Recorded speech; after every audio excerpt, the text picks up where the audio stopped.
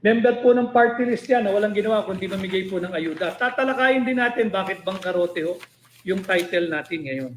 Bangkarote sapagkat makikita naman natin kung ganito ho ang uri ng ating mga mambabatas, mga kongresista at senador, nagpapasa po ng 6.326 trillion national budget base sa blankong bicameral conference committee report, hindi po malayo na mababangkarote tayong mga Pilipino. At pag wala na po tayong pera, mangungutang po ang gobyerno. At pag nangutang po ang gobyerno, babayaran po natin yun. Babayaran po natin yun sa pamamagitan ng ating mga buwis. Ito pa ho. Para lang makita ninyo. No? Para lang makikita ninyo. And then of course, I'll go now to the page na pirmado ho nila kahit punong-puno po ito ng blanco. Sabi ko nga lagi, siksik, liglig, hitik, umaapaw sa blanco itong Bicameral Conference Committee report. At kaya tayo ay nagtungo na sa Korte Suprema para matigil na po itong malpractice na ito na pagsasalaula sa ating saligang batas. Hindi po natin ito dapat pahintulutan dahil pera po nating mga Pilipino ito eh. Hindi po private money ang budget. Ito po'y pera nating mga Pilipino. At yun nga ho, sa kabila ng panay blanco itong Bicameral Conference Committee report, ito po'y pinirmahan ng mga miyembro ng Bicameral Conference Committee. Tungo po tayo rito sa isa na. At napakaraming pahina. Although I folded those that are relevant to the case and to my public discourse with you, mawala Anyway, naipakita ko na po sa inyo itong mga blankong ito at pinirmahan po nila yung mga signature page, and this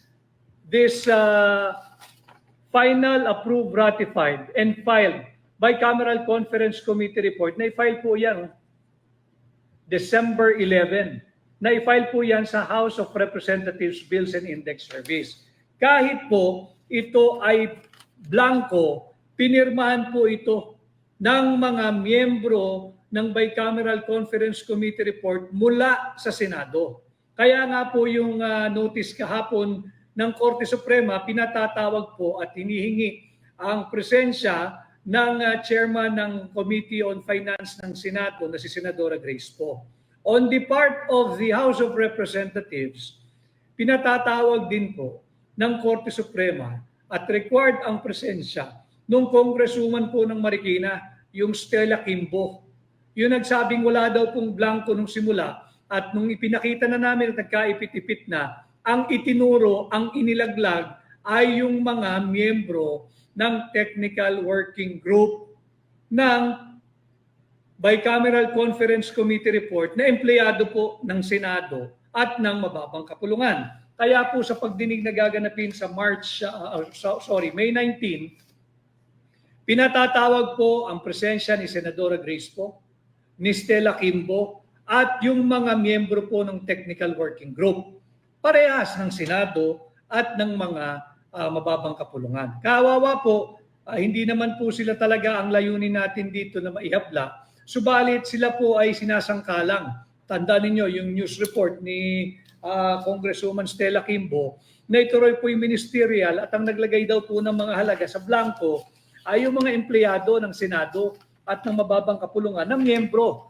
ng Technical Working Group. Bawal po yun. Hindi ba? Falsification of legislative document po yan. At usurpation po yan ng legislative authority. At violation po yan ng Anti-Graft and Corrupt Practices Act. Kawawa yung ating matitino at tapat na mga manggagawa sa Senado at sa House of Representatives. Wala naman silang pakinabang dito sa budget na ito eh. Kaya kagaya po ng aking laging sinasabi, ang punot dulo, ang ugat, ang simulat katapusan ng kahirapan ng Pilipinas ay ang korupsyon na nag-uugat sa ating taunang budget. Ngayon, balikan po natin yung nagpapakalat ng fake news. Dahil isa po ako sa petitioner dito, kami po ni Congressman Sid Ungab, wala raw pong blanco yung Bicameral Conference Committee report. Naipakita ko po sa inyo. At sinasabi niya na yung daw pong enrolled bill doctrine, may nalalaman po itong enrolled bill doctrine. Dahil sinasabi kung meron daw pong pagkakaiba, yung GAA at yung enrolled bill, sasangguni ka doon sa enrolled bill dahil yun daw po yung authority o yun daw po yung magiging control kung ano yung tamang figure. Pag-usapan po natin yung enrolled bill.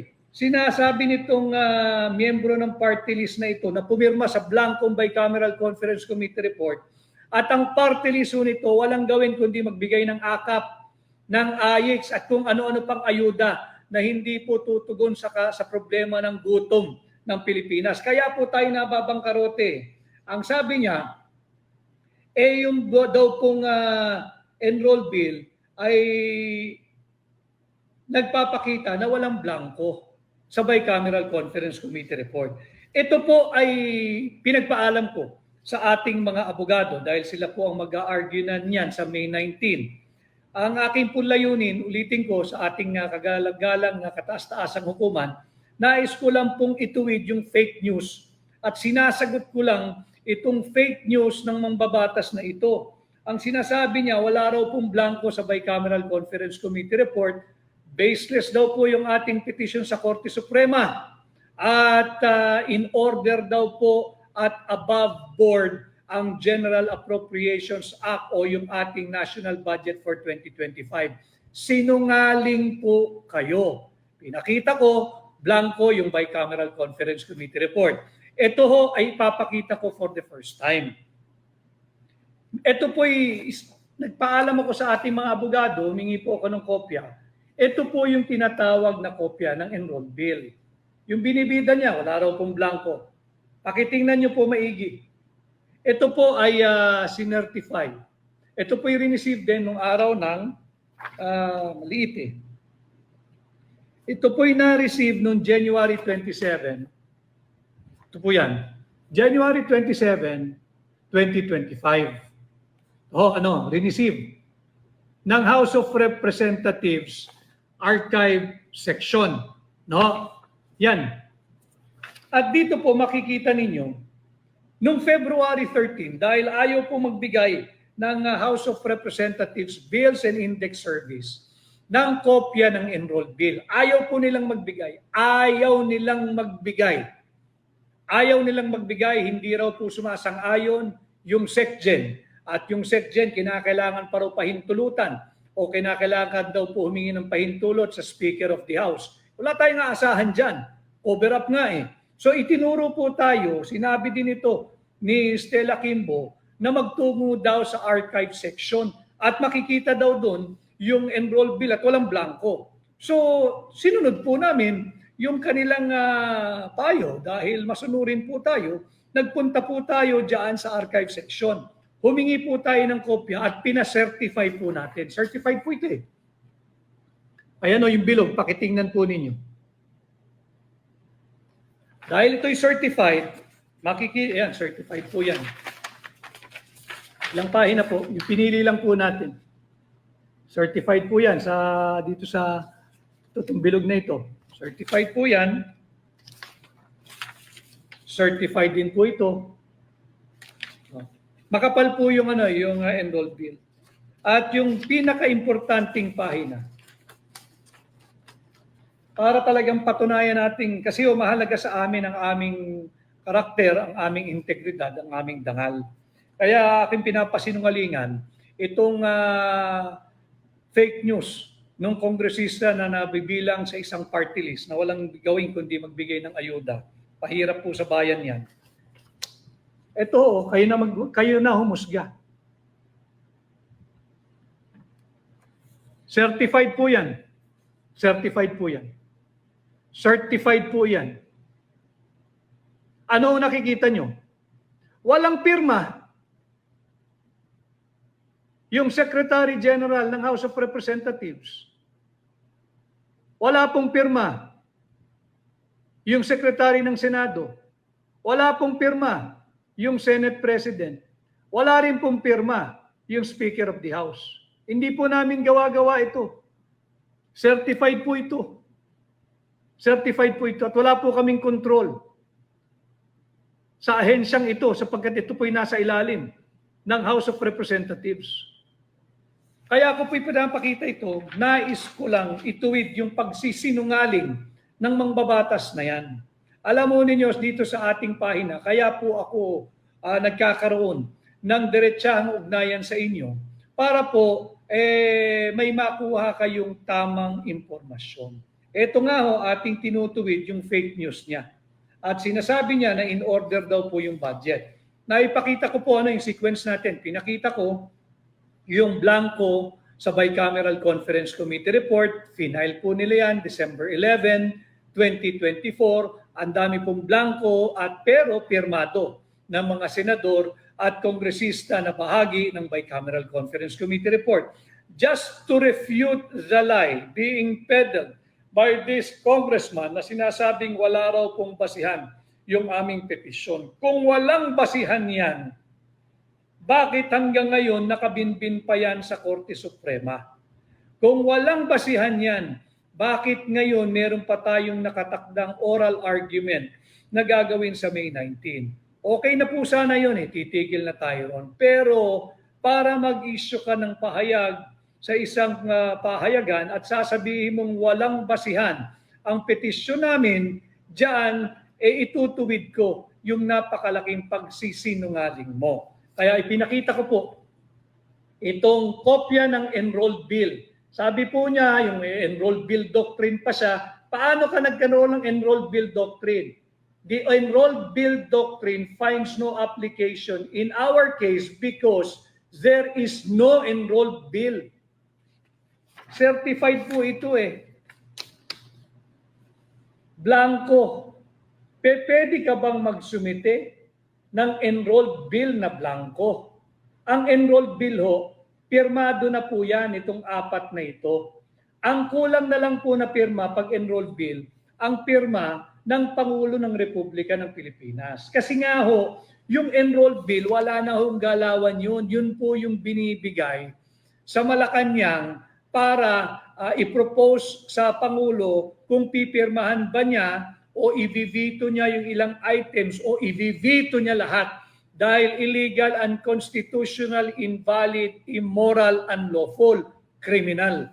Ito po, tinutuwid ko lang itong mambabatas na hindi po marunong magpasa ng batas to, pumipirma nga ng blankong Bicameral Conference Committee report. Now, he's talking about the enrolled bill doctrine. Tell me, asaan ang enrolled bill?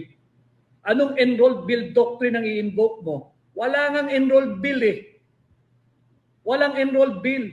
Tinalunan ninyo from Bicameral Conference Committee report that which you have ratified, approved, signed, and filed before the House of Representatives Bills and Index Service. Wala na kayong maipakita. At ito, certified ito. Certified ito, kitang-kita naman ninyo, nandirito, February 13, if I'm not mistaken. Yeah, February 13, 2025, ito ay na-certified. So malinaw po na fake news yung ipinakakalat. Hindi ko na po, alam naman ninyo, even in my past direct engagement with you, I avoid talking about our case because of the kind reminder given by the Senior Associate Justice of the Supreme Court, the Honorable Marvic Leonen. However, I just cannot let this fake news ng mambabatas napalagpasin sapagkat magmumukha naman po kami nagsisinungaling o dili kaya ay kami ang magmumukhang nagpapakalat ng fake news at dinala pa namin sa Korte Suprema, inabala pa namin yung Korte Suprema kung hindi naman pala totoo yung aming kaso. Kaya pinapakita ko po sa inyo. And this is the signature page para po talagang dito sa pahina po, tama lang po pinapakita natin dito. Pirmado po May mga, ayan po yung mga pumirma.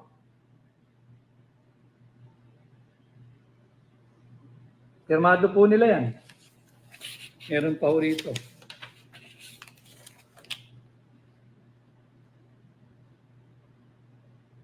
Malinaw po yan.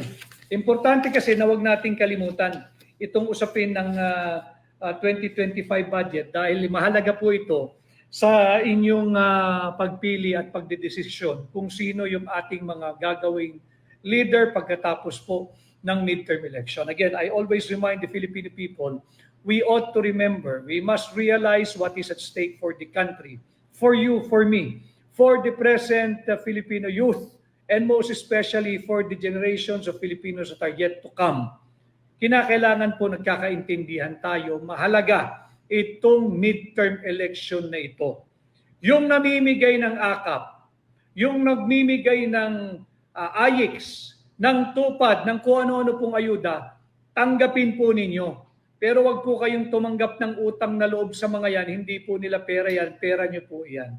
At yun nga, yung sinasabi po natin na hinayjack ng BICAM, miyembro po kasi ng BICAM yung madaldal na kongresistang yan na sinasabing wala raw pong basihan. Alam mo ninyo na banggit ko na rin po sa inyo, I have given you this information that yung ating pong NEP, ang basihan po niyan, yung budget of expenditures and and sources of financing, yung BESF. Pagkatapos po niyan, meron po tayong tinatawag na President's Budget Message. Ito po yun. Yan po yan. President's Budget Message. At kasunod na po niyan, yung NEP, yung National Expenditure Program. Malinaw po ito for fiscal year 2025. Ngayong taon po ito, ang sinasabi dito, ang ating pong pangbayad utang dapat ay 876.7 billion pesos lamang. Po yan. Naka-highlight na po yan. Subalit, ang ating pong pangbayad utang ngayong taon ay 1.2 trillion pesos. Higit na malaki dito sa nakalagay sa President's Budget Message. Ito po yung mensahe niya kung ano yung kanyang prioridad sa kanyang administrasyon. Kaya po sinasabi nating hinayjack ng Bicameral Conference Committee yung NEP. Tatandaan ninyo, in our structure of government, hindi ba equal powers lahat yan? Executive, the legislative, and the judiciary, not necessarily in that order co-equal po yan. The judiciary, the judicial department, the executive, the legislative, o kung paano nyo pa haluin yan, pare-pareho lang po yan, co-equal po yan. Pero dito nakikita natin na ang Chief Executive Officer, katulad ng isang korporasyon, ang CEO po ng ating bansa ay ang Pangulo. Kaya siya merong kinukonbina DBCC. Hindi ba bago yung pag nag-budget call na yung DBCC, iba't ibang departamento, ayan siya nag-uusap-usap, anong priority mo, i-justify mo, nagbabudget hearing pa. Ito po yung kanyang mensahe, na ang pangbayad utang lang natin ay 6.7 billion. Subalit ngayong taon, ang ginawa po ng BICAM, 1.2 trillion ang kanilang ginawang pondong pangbayad. Hindi ho pwede kasing mas malaki. Yung pangbayad natin, yung pang-debt servicing natin, hindi ho pwedeng mas malaki doon sa itinatakda ng saligang batas. Ano po yung tinatakda ng saligang batas? Malinaw po yan. Article 14, Section 5. Di ba? Na yung education sector ang dapat bigyan ng the highest budget priority or allocation. Ito po, nakalagay dito priority sectors. Pakibasa po ninyo. No? Nakalagay dito na ang highest share po ay ang education sector. That will receive the biggest portion of the proposed 2025 budget, yung NEP.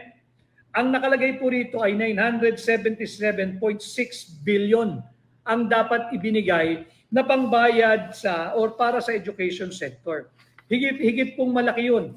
Kasi yung panukala niya, 13% lang yung pambayad utang. Ang kanyang panukala para sa edukasyon ay 15.4%. Subalit, ang ginawa po, hindi sinunod ito. Binigyan ng higit na malaking pondo yung public works. Alam nyo na kung bakit. Nandyan kasi yung pang flood control programs. Yung flood control funds na laging sinasabi 500 billion na raw po nagamit nila, umulan ng malakas sa Bicol, 200 inosenteng Pilipino patay. Wag ninyong kalimutan yan. Yung ating mga kababayan sa Bicol. Wag ninyong kalimutan yung delubyong inabot ninyo last year 200 inosenteng Pilipino patay sapagkat nawala yung pondo para sa flood control. Na uwi ang binaha yung bulsa ng mga tiwali sa gobyerno, yung mga tiwali sa pamahalaan, bumaha ng kwarta yung kanilang bulsa. At yun nga ho, higit na malaki yung napunta sa public works. Yan po ay akin lamang pagtutuwid sa pagsisinungaling nitong napakasinungaling na mambabatas na wala daw pong basihan yung ating petisyon na nakabinbin po hanggang sa ngayon sa Korte Suprema. Again, with all due respect to the Supreme Court, kino-correct ko lang, tinutuwid at tinatama itong fake news nitong mambabatas na ito at sinabing wala raw pong basihan ang ating petisyon sa Korte Suprema asking for the declaration of unconstitutionality of the 2025 national budget. Kaya kita sinasagot, kaya kita tinutuwid dahil pag hindi po natin tinuwid yan, baka po maraming maniwala at April Fools po ngayon, itong mga fool na kagaya nito, ilalagay lang po natin sa tamang lugar. Now, isa pa hong aspeto ng ating title na bangkarote, kaya po natin linalabanan itong unlawful, invalid, unconstitutional, criminal 2025 budget dahil ayaw nating mabangkarote ang ating pamahalaan, ang ating gobyerno, ang ating bansa. Ngayon pong 2025, ang projected po na budget gap or deficit ay 1.54 trillion. 1.54 trillion. Pagkakulang ka po ng ganong kalaking pera, iuutang po yun ng gobyerno. At pag inutang ng gobyerno yan, babayaran po nating lahat yan. Kasama po kayo, lahat ng nanonood ngayon na live. Kasama po kayo. Kasama po kayong magbabayad sa uutangin ng gobyerno. Lahat po tayo, pati anak natin, magbabayad nito. Kaya mahalagang pag-usapan natin ang hindi po mabangkarote ang ating pamahalaan. Saan po patungo ang gobyernong ito? Alam mo ninyo, kaya bangkarote rin yung ating titulo. Maganda yung isinulat nung isang kilalang kolumnista, si Alex Magno. Depleted ang title niya. Kaya ako ginawa ko bangkarote. Dahil nga ho yung approval rating ng administrasyon ay yung binalita ay 14% na lamang. 14% magtatatlong taon pa lamang ho sila sa pwesto. Anong nangyari? Bakit naubos yung kanilang political capital? Sapagkat hindi po layunin ang maglingkod sa Pilipino, inuna po yung political persecution. Huwag po nating kalilimutan kung anong ginawa kay Pangulong Rodrigo Roa Duterte. Siya ay ibinigay na mistulang handog sa mga naglalaway na banyaga sa ICC. Pilipino po yan eh. Set aside na natin na siya'y dating naging Pangulo. Hindi po, Pilipino po yan. At walang sino mang Pangulo ng Republika ng Pilipinas ngayon sa darating na panahon at yung mga nakalipas, wala pong dapat ibigay na mistulang handog sa mga naglalaway, sa kamay ng mga naglalaway na banyaga, kagaya po ng ICC. Ito ay aking personal na pananaw at alam ko linilitis si Pangulong Duterte sa The Hague, andyan po yung kanyang mga international lawyers, pinag-uusapan lang po natin, nakita naman natin dito sa Pilipinas, how he was deprived of his constitutional due process, how he was deprived of all his rights at basta na lamang kinaladkad, sinakay sa eroplano, inabas ng bansa at inalay sa kamay ng mga naglalaway na banyaga. Malinaw sa isinulat na opinion column ni Alex Magno na ubos na yung political capital ng administrasyong ito. And according to him, sa political grapevine, single digit na nga lang daw ho yung recent number na lumabas. Ibig sabihin, mas mababa sa 14%. Pero ang kautusan daw po ay embargo. At nung ine-embargo nitong resulta, ang mando ay maglabas ang gobyerno ng maraming public mga PR works.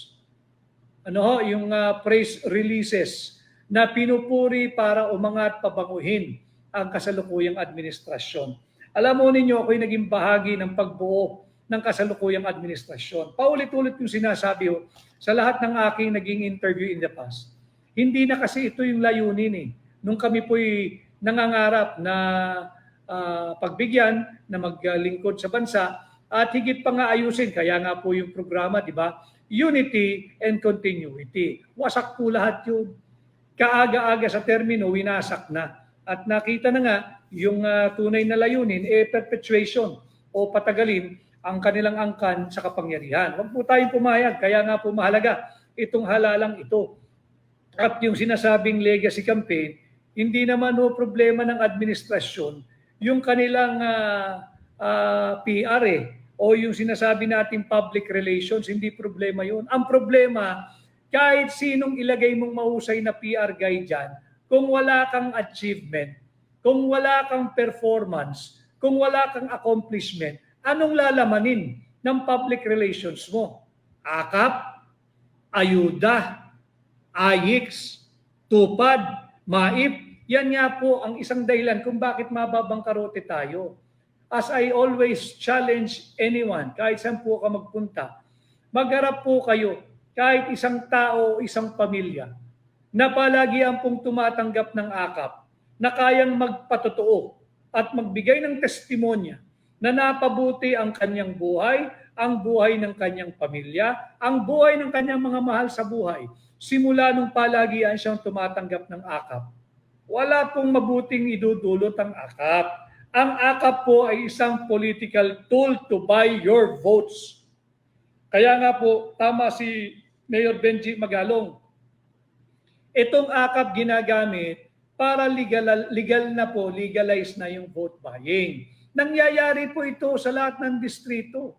Ang dami po nating nakikitang ganito. Ginagamit yung pera ninyo, pera ng taxpayers, pera ng gobyerno, pambili ng boto ng mga nasa pwesto. Kaya importante, milyon-milyong Pilipino pong naglabasan nung persahang inalis si Pangulong Duterte sa ating bansa. Yung tinatawag na state-sanctioned kidnapping. At yan nga po ay nakabinbin din sa Korte Suprema. Yung issue ng habeas corpus. Nakabinbin pa po yan.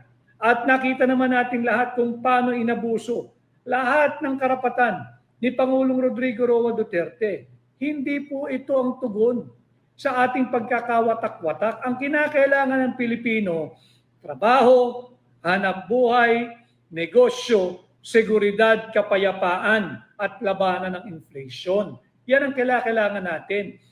Labanan din natin ang korupsyon. Yan po ang nangyayari, yung legacy campaign. Anong legacy?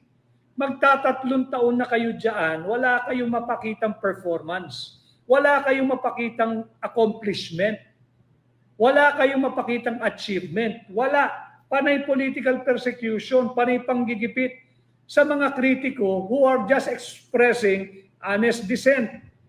At pagka naiipit na, this government will keep on blaming social media personalities, yung miyembro ng tinatawag nating new media. Why? Na-control na siguro nila yung traditional media, yung social media, hindi nila makontrol. Kaya nga po, dapat, pagbahagi po kayo ng ating mga importanteng usapin, kagaya po ng ating ginagawa. Every time I get the opportunity na magkaroon po ng direct engagement with you.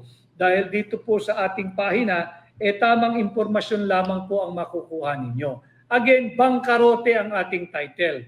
Sapagkat ang paglaban po sa inflation at sa corruption, nagsisimula sa ating taunang budget. Hindi tayo pwedeng magkaroon ng taunang budget nang higit sa ating kinikita, nang higit sa ating tax collection, nang higit sa kung ano-ano pa man, sources of revenue or funding o pananalapi. Hindi po pwede. Malulubog lang po tayo sa utang. At hindi po solusyon na kapag meron tayong budget gap or budget deficit, pupunan natin ng utang. Yung utang po, babayaran na naman natin yan. Kagaya nga po ngayong taon, 1.2 trillion pesos ang ibinigay ng gobyerno ng buy scam, pangbayad sa ating utang. Higit na malaki kesa doon sa ibinigay na allocation for the education sector.